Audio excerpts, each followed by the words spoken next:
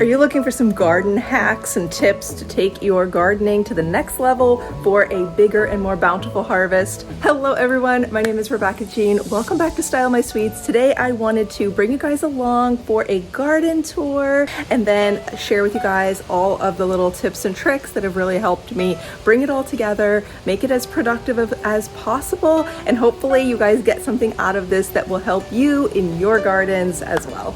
Now, before we really get into the garden hacks, I wanted to point out a little tip to consider the location of your garden in regards to what side of your house it's on and how much sun your garden will get, as well as what plants you intend to grow and what the requirements are. And also the fact that full sun typically means 6 to 8 hours of sun. However, in some areas farther south, like here in Florida, full sun plants may thrive with just 4 to 6 hours, especially during the summer when most of our garden veggie crops really struggle with the intensity of the sun and just the overall heat during the summer. So, tip number 1. Save your old toilet paper rolls, cut them in half, place them in a tray, and use them to start your seeds in. You can plant the entire cardboard tube, although once you get some good roots on your seedling plants, it is pretty easy to just peel the wet cardboard off. And in my experience, the roots are able to spread out faster after you transplant it.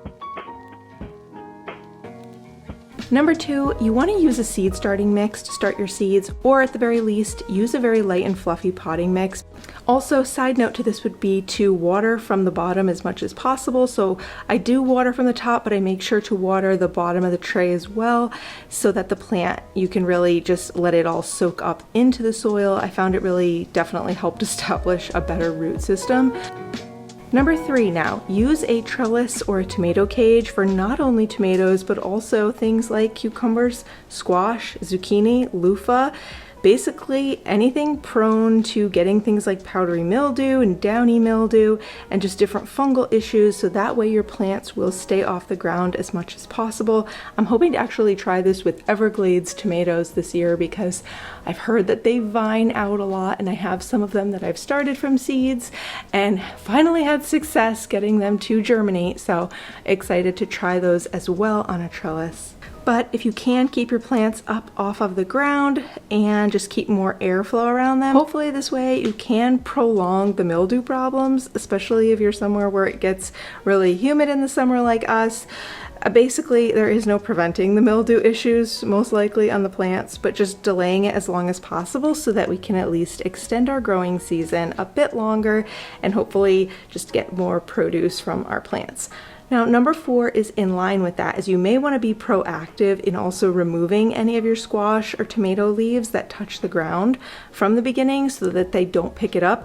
I have found that on plants where I didn't remove the lower leaves, it always seems to be those leaves that are touching the ground or laying on the ground that seem to have issues with disease first. Now, number 5 is to plant your potatoes with eyes. So if you have any of these lying around in your pantry, you can plant them and harvest your own potatoes. So if you have a potato with some sprouts or eyes on it, you just need to cut it off in a little chunk of that section. So typically I would take a potato that has some eyes on it and try to kind of wedge that potato up into like 2 or 3 pieces, maybe 4, depending on the size of the potato, and then plant that with the sprouts facing up. And I do only cover it a little bit. I try to leave just a little bit of that green sprout showing, and then as the plant gets taller, you can fill in more soil around it. This for sure works best with organic potatoes because many non-organic potatoes are actually sprayed with a chemical to inhibit them from sprouting in order to extend their shelf life in the store. So for golden or white potatoes, I found them to also do best now when the nights are between like 40s to 60s and the day temperatures are like 60s to 80s, which actually right around the time that your white and gold potatoes and russet potatoes start to struggle with the amount of heat, your sweet potatoes are going to love it. Number 6 now is to save your fruit and veggie scraps. Throw them in the blender or the food processor, mix it with some water, and bury it in your garden bed. And doing this, it has no smell, it has not attracted any bugs or animals like having a compost pile would. because everything is just finely chopped up. You can mix it thoroughly into the soil, and it will really help enrich your garden soil and really help just add and replenish those like nutrients into the soil. Eggshells are another thing. If you have that, you can add eggshells into there as well. Now, number 7 is to intersperse flowers in your garden bed to attract pollinators. For example, I did rows of zinnia seeds in between the rows of pumpkin seeds in this raised garden bed over here, and I just love to see when the butterflies come to visit the beautiful blooms. Not to mention, I can cut fresh flowers anytime and make a little bouquet of fresh flowers to use around my home. So that is definitely a little plus as well. Number 8 is to use a Q-tip to hand pollinate your veggies like zucchini, squashes, and pumpkins in particular, especially if you don't have many bees in your area. So you'll want to collect pollen from the male flowers.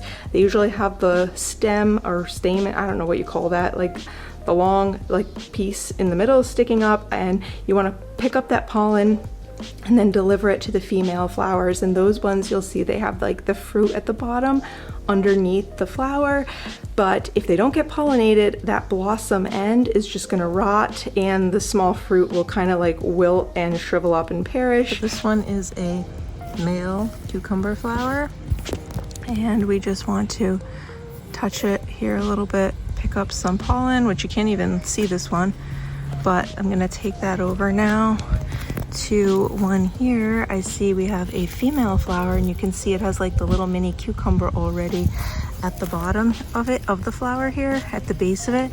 So if the flower doesn't get pollinated, that little cucumber just kind of dries up and falls off. And then once they're pollinated, you'll see that your cucumbers will start to grow, and the little flower end just kind of will dry up and fall off. So if they don't get pollinated, here is kind of an example of what happens. The cucumber little plant, after the flower dries up, it will fall off really easy. Like it turned all yellow and brown, and this is just what happens to the little cucumber if it doesn't get pollinated. So number 9, again related to the pollinators, consider making a little water dish for the bees and butterflies. It is something that they do need water, especially during the warmer weather. So offering something that has very, very shallow water, and then places for them to be able to kind of sit and just drink tiny droplets from and not drown. So you could use a very shallow bowl and have like some shells or rocks, marbles, whatever you have for this. But also consider adding some extra host plants for the butterfly caterpillars to eat, and that will help bring more butterflies into your yard.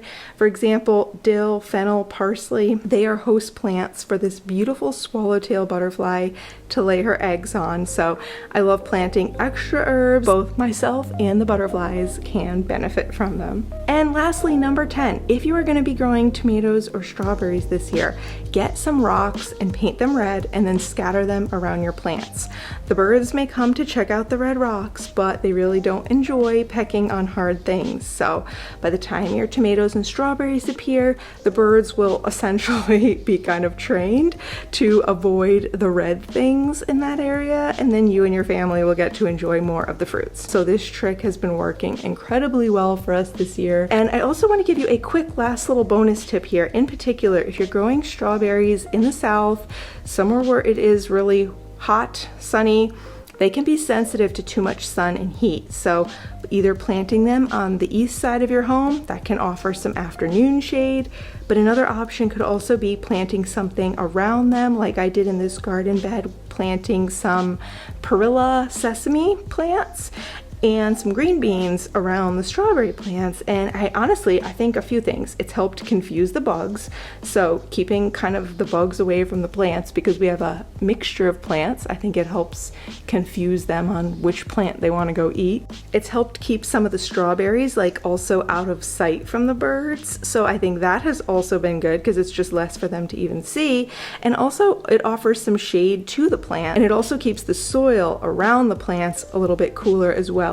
And one last thing I wanted to also mention for you guys, we covered our peaches with little organza bags. You could also do it on apples or citrus or anything that you want in order to protect it from, you know, bugs, insects, animals, and things like that.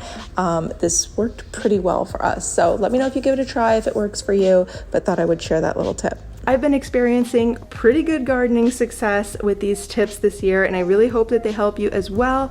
Much love to you, happy gardening, and I will see you soon in the next one.